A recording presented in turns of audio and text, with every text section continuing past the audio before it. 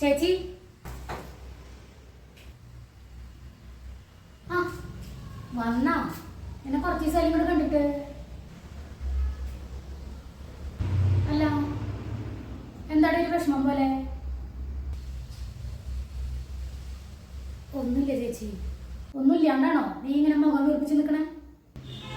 അത് അത് പിന്നെ നീ കാര്യം പറ. അല്ല നിന്റെ അച്ചാർ ബിസിനസ് ഒക്കെ എങ്ങനെയുണ്ട്? അതൊന്നും നടന്നില്ല ചേച്ചി.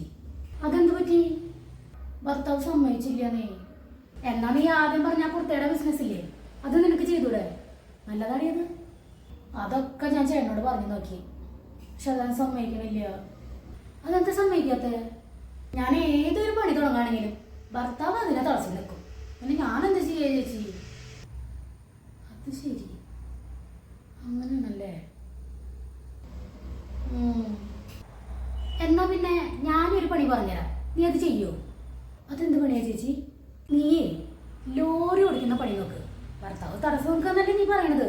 നീ ചിലപ്പോ രക്ഷപ്പെട്ടാലോ.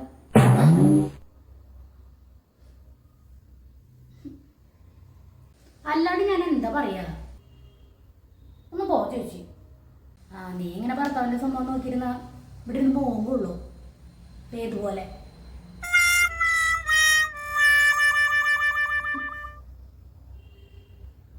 നീ നിനക്ക് ഇഷ്ടമുള്ള ചെയ്യാൻ നോക്കടി പെണ്ണേ.